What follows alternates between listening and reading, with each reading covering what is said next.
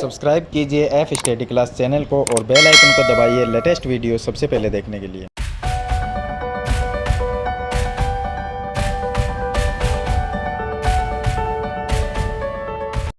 Hello students, आज हम इस वीडियो में कक्षा 8 की प्रश्नावली 7.2 का लास्ट क्वेश्चन है, क्वेश्चन नंबर 3। उसको हम सरल करेंगे। पीछे वाली वीडियो मैंने आपको क्वेश्चन नंबर 2 है वो बताया था, जिसका लिंक आपको आई बटन पे मिल जाएगा या इस वीडियो के लास्ट में मिल जाएगा। तो चलिए हम क्वेश्चन नंबर जो 3 है इसको सरल करते हैं। इसमें क्या लिखा कि आपको यह बताया जाता है कि 1331 क्या है, एक पूर्ण घन है। 1331 एक पूर्ण घन संख्या है। क्या बिना गुणनखंड किए आप यह अनुमान लगा सकते हैं कि इसका घनमूल क्या है। पहले तो हमें क्या है, कोई गुणनखंड नहीं करना, कोई भी विधि नहीं लगानी है। बिना आप विधि के ये बताना है आपको कि 1331 का घनमूल क्या होगा। तो आगे लिखा है कि इसका घनमूल क्या है। इसी प्रकार ये जो संख्या दी गई है इनका भी हमें घनमूल है, वो उसका अनुमान लगाना है, यानी बताना है कितना है। तो पहले हम क्या लेते हैं, 1331। इसमें समूह बनाएंगे। तो इसमें जो समूह बनेगा, पहला जो समूह होगा उसमें हम पीछे से 3 संख्या लेंगे और दूसरे समूह में 1 संख्या। तो यानी समूह नंबर 1 फर्स्ट और दूसरा होगा सेकंड समूह। पहले समूह में हम लेंगे 331, पीछे से 3 संख्या और 1 संख्या बच जाएगी सेकंड समूह में जो कि 1 है।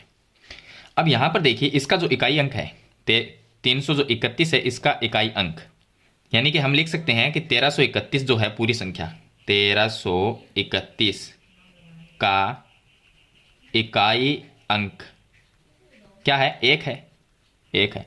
अब 1 है वो किसके क्यूब करने से आता है, यानी कौन सी संख्या का की घात हम 3 करें तो उससे 1 आता है, तो 1 से ही आता है। 1 की घात अगर 3 करें फिर भी 1 ही आएगा। 1 गुणा 1 गुणा 1 कितना आएगा, 1 ही आएगा। तो यहां पर हम क्या लिखेंगे कि 1331 का इकाई अंक 1 है, जो कि 1 से 1 के घन से प्राप्त होता है। 1 के घन से प्राप्त होता है क्योंकि 1 का क्यूब करेंगे, अगर हम 1 का क्यूब करते हैं तो हमें 1 ही प्राप्त होता है। तो चलिए, तो हम क्या लिखेंगे कि ये जो संख्या है इसका इकाई अंक क्या, घनमूल का इकाई अंक क्या होगा, घनमूल का इकाई अंक क्या होगा, 1 होगा। चलिए, ये तो हमारे पास में 1 आ गया। क्योंकि इसका 1 है तो वो किससे आ सकता है, वो 1 से ही आता है, इसलिए हमने 1 लिख दिया। अब इसका दहाई अंक देखेंगे कि इसके घनमूल में दहाई अंक क्या आएगा।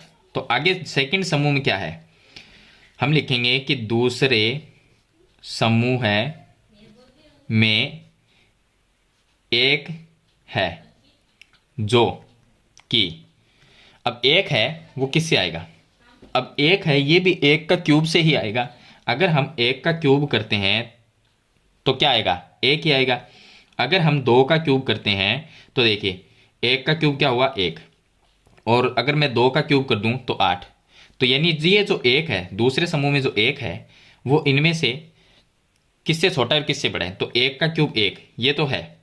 तो हम क्या करेंगे, ये जो बीच में 1 है ये 1 ये इसके तो बराबर है और इससे क्या है, इससे छोटा है। तो ये बड़ा है और ये छोटा है, और इसके क्या है, 1 का क्यूब करेंगे तो 1 ही आएगा।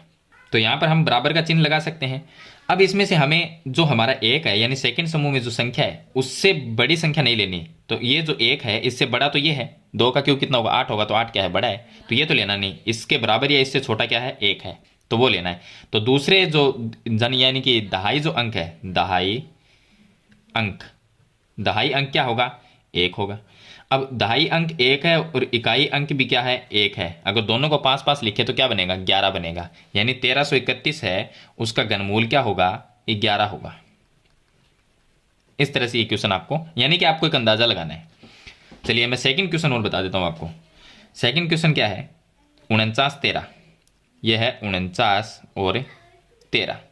इसमें देखिए समूह बनाना है, सेकंड समूह और एक फर्स्ट समूह। पहले समूह में 3 संख्या लेनी है, क्या आ गया, 913, और दूसरे समूह में 4 आ गया। 913 में इकाई अंक क्या है, इस संख्या में इकाई अंक क्या है, तो हम क्या लिखेंगे कि 49 13 का इकाई अंक क्या है, इसमें 3 है। अब 3 कौन सी संख्या का क्यूब करने से आता है, जो कि किससे आता है, तो हम देख लेते हैं किससे आता है। तो चलिए मैंने एक टेबल लिखी है, उसी में देख लेते हैं। तो देखिए अब 3, देखिए ये 1 का क्यूब 1 होता है, 2 का क्यूब करने से 8 होता है, 3 का क्यूब करेंगे तो इकाई अंक क्या आएगा, 7 आएगा। इस तरह से सभी का अगर क्यूब करते जाते हैं तो इनमें से ये देखना 3 किस में आता है, 3 आता है ये 7 से। 7 का क्यूब करने से लास्ट में इकाई का अंक 3 आता है। तो हम क्या लिखेंगे, जो कि 7 के घन से, 7 का अगर क्यूब करेंगे यानी घन करेंगे तो 3 प्राप्त होता है लास्ट में, तो 7 के घन से प्राप्त होगा, 7 के घन से प्राप्त होगा। तो यानी कि 7 क्या हो सकता है, इकाई अंक। तो हम क्या लिखेंगे, घनमूल, घनमूल का इकाई अंक क्या है, 7 है, इकाई अंक 7 है। तो इकाई अंक तो हमने कर लिया, अब दहाई अंक क्या आएगा, यानी दूसरे समूह से। दूसरे समूह में क्या है, दूसरे समूह में 4 है, क्या है, 4 है, जो किसके क्यूब से आता है। तो 4 के लिए हम क्या करेंगे, एक तो हम करेंगे 2 का क्यूब, तो 2 का क्यूब तो ज़्यादा हो जाएगा, तो हम क्या करेंगे 1 का क्यूब, ठीक है। उसके बाद में बीच में लिखेंगे 4 और फिर 2 का क्यूब लिखेंगे, क्योंकि 1 का क्यूब 1 ही होगा और 2 का क्यूब 8, तो 8 तो बड़ा है 4 से, तो ये तो बड़ी है संख्या, और ये संख्या क्या है, इससे छोटी है। तो हमें क्या लेनी है, छोटी संख्या जो है वो ही लेंगे, यानी 1 का क्यूब करने से 1 आएगा, 2 का क्यूब करने से 8 आएगा, तो 8 तो इससे बड़ा हो जाएगा, तो बड़ी वाली संख्या तो लेनी नहीं है, छोटी संख्या यानी इससे छोटा ही रखना है या इसके बराबर। तो इससे छोटा क्या है, फिर 1 ही है, तो हम क्या लेंगे, दहाई अंक क्या लेंगे, 1 लेंगे। तो इसमें क्या लिखेंगे, दहाई अंक 1 होगा। अब दहाई अंक 1 है, इकाई अंक 7 है, दोनों को अगर पास पास लिखे तो क्या बनेगा, 1 और 7, इकाई अंक क्या है 7, दहाई अंक ये है, क्या बना 17। 17 क्या है, इस संख्या का घनमूल है, 49, 13 का घनमूल कितना हुआ, 17 हुआ। यानी कि घनमूल का मतलब इस तरह से हम 3 लगा सकते हैं इसके, इसमें भी ऐसा लिख सकते हैं, यहाँ पर 3 लिख के। चलिए आगे भी हम ऐसा इक्वेशन सरल करते हैं। तो देखिए आगे क्या है, 12,167, हमें क्या ज्ञात करना है, इसका घनमूल। घनमूल में हम देखिए इस तरह से दर्शाते हैं घनमूल को, 12,167, ये घनमूल दर्शाने का तरीका है। यानी कि हमें ये पता चलता है इससे कि 12,167 का हमें घनमूल ज्ञात करना है। तो सबसे पहले 12,167 है, तो इसमें 3 संख्या ये है और 2 संख्या इधर रह गई। तो पहले समूह में यहाँ पर लिख देंगे कि दूसरा समूह, और यहाँ पर लिखेंगे पहला समूह। पहले समूह में 167 यानी 3 संख्याएं आएगी, और दूसरे समूह में 12 आएगा, जिसमें 2 संख्याएं हैं। तो पहले जो समूह है उसमें क्या है 167, और 167 का इकाई अंक जो क्या है, इकाई अंक क्या है 7 है। तो हम क्या लिखेंगे कि 12,167, हम लिखेंगे 12,167 का इकाई अंक, इकाई अंक क्या है 7 है, 7 है। अब 7 किसके क्यूब से प्राप्त होता है वो हमें देखना पड़ेगा। तो हम क्या लिखेंगे, जो कि किसके होता है। तो मैं आपको फिर से एक बार टेबल है हमारी वो देख लेते हैं। तो देखिए टेबल के अकॉर्डिंग देखें तो हमें क्या देखना है, हमें ये देखना है कि 7 देखना है। तो देखिए 7 है वो प्राप्त होता है 3 से, यहाँ पर 3 से होता है। 7 किससे प्राप्त होता है, 3 से।